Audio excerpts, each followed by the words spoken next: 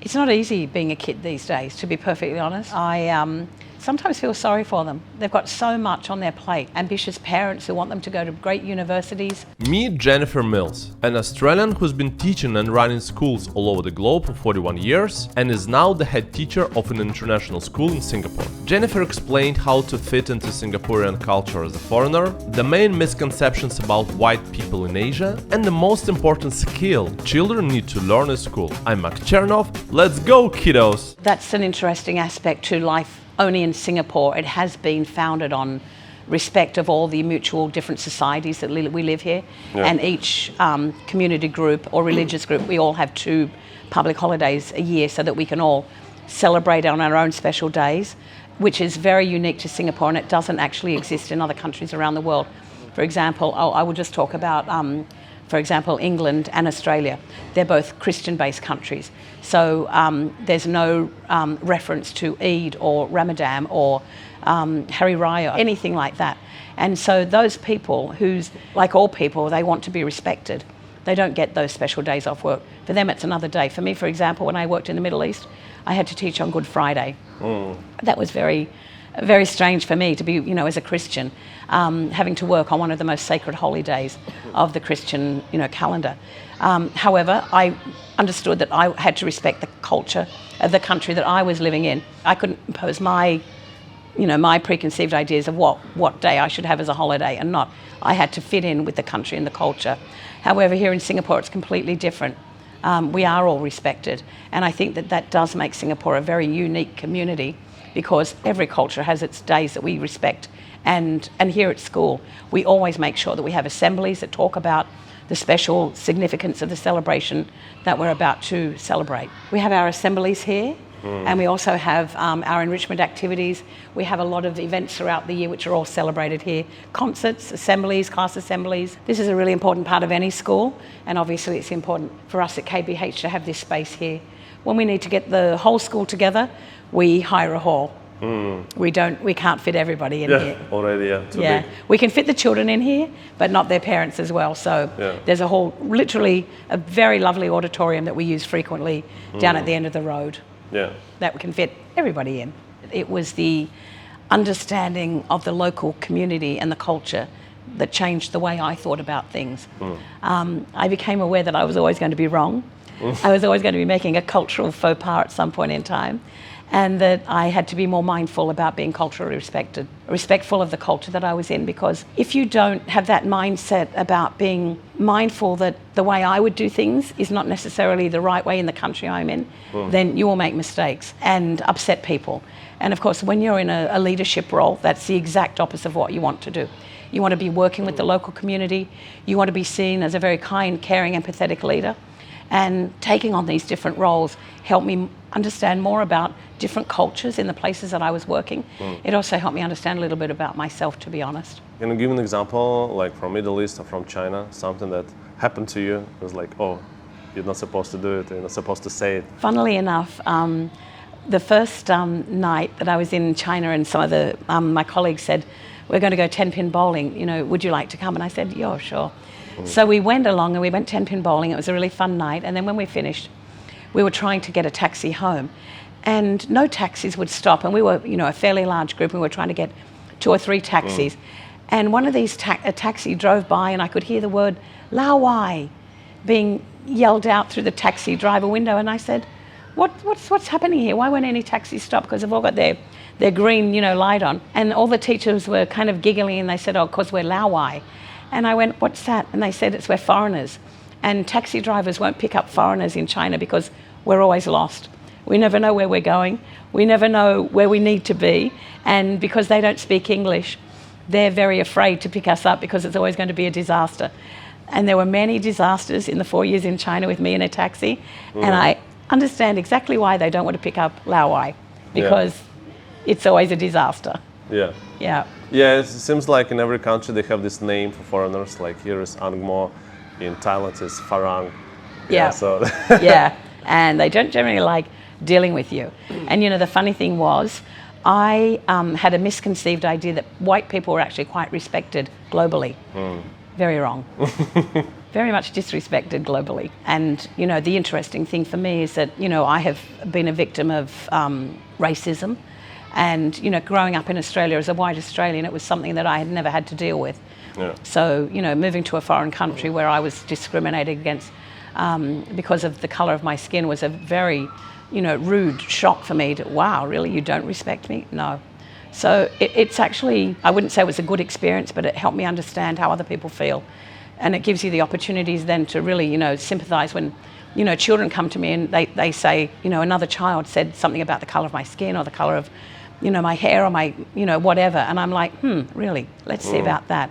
And it has made me, as a leader of a school, be very, very mindful about making sure our schools are very accepting. Do you know how different is curriculum, like local Singaporean schools curriculum versus, let's say, your system? I don't know specifically how different it is. I certainly know from speaking to children who've been to Singaporean schools, their discipline is extremely strict. In some ways, maybe a little bit behind the times. Here at Knightsbridge and most of the international schools that I work in, we don't expect children to sit down and be quiet. We expect children to be collaborators, innovators. We expect children to be expressing their opinion. We expect children to be confident enough to question the teacher, to question their learning, to question what's happening. And I think in the local Singaporean systems, those skills that we value here in international schools, particularly in vogue. I think that the children more rote learning by memorization, where we don't value those skills here. I mean, obviously there's a place for them, but we want our children to be creative, innovative, collaborators, critical thinkers, all the things that we're preparing our children for when they go out to work in industry. I think I understand why the system, like a local school, why the strictness comes from. Partially from the past, I guess that's the kind of the system from the past when the country was built. But also because how system works, you have PSLE and then you need to score well. And then it leads the children's way to the university. And then also like Singapore local system is known by having the top ranking students like globally. Do you think maybe that's the right approach and like more creative approach is kind of outdated? Yeah, look, in any school you're going to find a group of children who are like hot-housed and tutored and lots of academics and after-school clubs and things like that. Yeah. Cream will always rise to the top. And the interesting thing about, certainly in my experience of, you know, more than 40 years in education, that the best students will always go to the Ivy League universities. And it doesn't matter whether you've been in, you know, a local system that's really, you know, channeled you into, you know, a particular way to achieve, or whether you've been in an international school which has had a little bit more creative flair. If you're a good student, you are a good student. And it doesn't matter really, as long as you've got a stable learning environment and a school that's going to have an expectation that you will excel, you will go to those, you know, top universities, regardless of whether you came from, you know, through the Singaporean system. And yes, the Singaporean system is very well respected, as is the Finnish education system, but Finnish children don't go to school till they're 7. And nor do the Singaporean children, but they're all in tuition centres after school. And they're all in academies after school. And the problems that does create when children don't have enough creative outlet, I see it all the time. And I often advise parents to get their children into sports clubs, get them into a team, get them doing something active rather than doing, you know, another hour of maths or, you know, something like that in a tuition centre after school. Yeah, I guess that's the question of like the options that you can give to your children. I mean, parents are very, very ambitious for their children, and we want our children to do very, very well because it's a reflection on us. Unfortunately, that is the reality of it. So when we always hustle to get our kids into the best school, into the best tuition centre, and equally so into the best university. But the reality is many children don't need to go to a top university. You know, my son, for example, wanted to do renewable energy engineering. Oxford and Cambridge didn't offer it. So the university that he needed to go, the best one in the UK, was Exeter. And so that was what we, you know, focused our energies on, finding out what he needed to get him into that, so that it doesn't necessarily mean that just because you're an A student or an A-star student that you're going to go to Cambridge. You need to go to the university that suits the course that you want to do. And that's what good schools will do. They will prepare you to find the university that gives you the career that you want to take. You mentioned that you're not focusing on memorizing things for kids. Like in my school years, that was the main thing that we did. Here, you think it's not the right way to teach? I think that there is always going to be a place for memorizing facts, year dates, things that happen, if you're a history student, you need to know those dates because the implications of knowing those dates has a knock-on effect to what happened in history. So there is always going to be a place for memorizing mathematical formulas, chemical formulas, dates for history. But what you do with it is more important than knowing it. If you've got the smarts to critically think about what you know and apply it in a situation where you need to solve problems or you need to write an exam paper, that's the difference. Because memorizing a fact won't give you the opportunity to analyze what this question is asking and how the skill set that I have can answer it. So that's why we need a little bit of both, but there is a definite swing in the international community away from rote memorization of huge swathes, pages and pages and pages. And I know, Max, exactly what you're talking about. When, you can't go to the next grade unless you've memorized chapter after chapter after chapter. And I'm sure you remember all those chapters now. Probably, or maybe not. Well, yes, well, how did it help you in your life? They didn't help me. Exactly. Yeah. But having the capacity to think critically about a problem that you need to solve in a maths test or a chemical equation that's got a mistake in it, you need to be able to critically think, and that's what certainly international schools and definitely KBH, that's what we're teaching our students to do, to have the critical thinking skills to answer questions in assessments. What do you do at school? I'm the head of IT at the school, so I'm responsible for all of our computing subjects. I'm originally from Tasmania, Australia, but I also spent about 18 years in Japan. One thing that you like about this school? I love the friendliness. I mean, the kids are all amazing. I love the kind of like the sense of community where all the children will interact with each other regardless of the ages, and it's just really fun and lovely school. It seems like it's very different. There are two different worlds, like local school system and international school system. Are there are cases when schools shut down? Yeah. Yes, many. I mean, not funnily, but interesting. I interviewed a chap several months back, and he was telling me that the last 3 schools he'd worked at here in Singapore had all closed down. Wow. Because I was looking at his resume and I said, oh, well, I don't recognize these schools. Closed. Oh, wow. And closed and closed. It is actually hard to open a new school, not just in Singapore, but in anywhere. Yeah, license. The license, number one. Yeah. The zoning of any building that you come into must be zoned for educational purposes. You must also make sure that you've got a program that the parents want their children to learn. And KBH has got a lot of things right. The school is only 3 years old, and we've grown from 5 children 3 years ago to 200 children now, and we know that we're going to tip well into 300s next year. We've already expanded this school space twice. We took on new space at this time last year, and from the 1st of August, we're taking on more space as well. We have a very competitively priced fee structure, and we have an amazing team of teachers, and we have the Cambridge curriculum, which is world-renowned. So it's the trifecta. We've got all 3 in one. A lot of schools price like 3 times more than your school. Yours is like how much a year? We're 13,000 a year. 13,000. And it has been that price since the school opened. It's crazy. I mean, but crazy good. It's crazy good. I mean, how come you can keep the price so affordable? To be honest, nearly every parent that I meet when I introduce them through the school, they're very curious as well. But we don't have some facilities that you would find in some of the other big international schools. For example, we don't have a grassy running track. We don't have a science lab.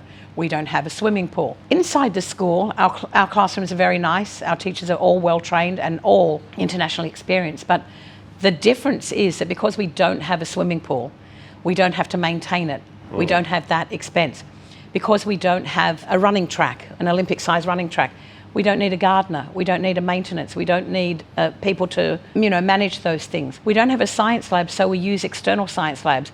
We take our students in a bus and we bus them to external science labs, and we use their facilities so that a curriculum is still being delivered very, very effectively, but we're doing it in a very cost-effective way. There may come a day when we do decide to build our own science lab. Our secondary school is growing very, very quickly.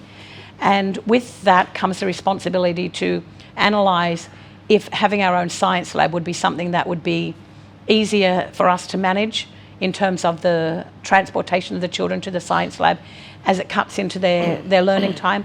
We are always evaluating what we're doing. We didn't come into it 3 years ago and said, okay, this is what we've got, this is what we'll keep, this is what's going to stay like this forever. We are continually evaluating. We evaluate the textbooks we use, the curriculum we use, the teachers we use, the spaces that we use, the site that we've got. Everything is always being analysed and critically evaluated. So whilst the school fees remain at a very competitive price, we also are very mindful that at some point in time, if we do need to put in new facilities, there may need to be a minimal price rise. But as business owners, the school owners, compliant with our governing body, we must be a school that makes money. End of story. We're doing that at $13,000 a child. We used this one for high school maths. We used this one for year one. We set this one up as a music room, but we didn't have a music teacher. But we do have a music teacher coming in August. So from August, this will be our proper music room. All right, cool. I think for primary school kids, they don't really care about the facilities. I mean, maybe the secondary school kids, yeah, and they start to compare. Maybe they have friends and they're like, yeah, I have swimming pool. But for 7-year-olds, 8-year-old kids, they're like, well, wherever. I run like here or there, doesn't matter. That's probably pretty much true. Primary school students, as long as they're happy in their school, they're getting a good education, they've got space to run and play. You know, we have a fully qualified PE teacher, we have PE equipment, the children go outside and do their PE lessons. It's not like we're stinting or the children are missing out on anything. If you say to a child, this is your school, okay, great. And if they're happy there, then what more do you need? Because as a parent, and I know you're going to agree, all you want is your children to be happy. That's it. So we have a very happy school. Our children are very happy. The high school children are very happy as well. But interestingly enough, they definitely don't want a swimming pool. They definitely don't want running tracks. They want a library. They want interesting books to read. They want a nice space where they can chill out and hang out with their friends. Well, this is our library. Yeah, that's the library. This is the library. The children have a library lesson once a week. Yeah. And quite often at lunchtime, you'll find our secondary students chilling out in here, chatting, reading books, playing games, Snap. Card games and things like that. They have different needs, and we meet them as we need to, and provide those things that we can here in the campus for those children. And in fact, that's why we've taken a new space from August the 1st, because we know that we need to continue to provide facilities for our children at the school. If they mention they come from Max Chernov YouTube channel, can they have any, like, I don't know, special treatment or like discount or something like that? Well, I'm sure we could do something for them. Yeah. But the school fees are quite competitive as they are. Already, yeah. But yes, I think that's probably something that we could do. What do you think the most important skill that children have to learn, like in primary school? Being good friends. Yeah, being good collaborators, because it's not easy being a kid these days, to be perfectly honest. You know, I sometimes feel sorry for them. They've got so much on their plate.